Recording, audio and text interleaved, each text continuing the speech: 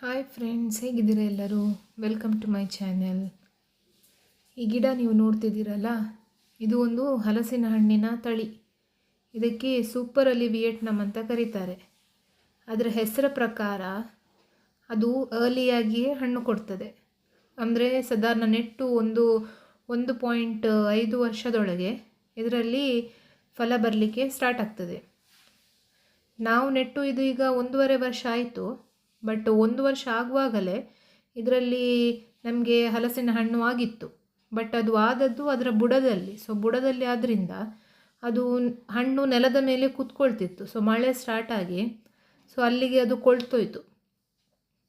ನಾವು ಅಲ್ಲಿನ ಗೆಲ್ಲು ಏನಿದೆ ಅದನ್ನು ಕಟ್ ಮಾಡಿದ್ವಿ. ಯಾಕಂದರೆ ಗೆಲ್ಲು ಕೆಳಗಿದು ಕಟ್ ಮಾಡಿದರೆ ಅದರ ಕಾಂಡ ದಪ್ಪವಾಗಿ ಇನ್ನೂ ಗಿಡಕ್ಕೆ ಬಲ ಬರ್ತದೆ. ಅದನ್ನು ನಾವು ಕಟ್ ಮಾಡಿ ಈಗ ಅಲ್ಲಿಗೆ ಹೊಸ ಚಿಗುರು ಕೂಡ ಬಂದಿದೆ. ಇಲ್ಲಿ ನೋಡಿ, ಇನ್ನೊಂದು ಸಣ್ಣ ಕಾಯಿ ಕಾಣ್ತುಂಟು ನೋಡಿ.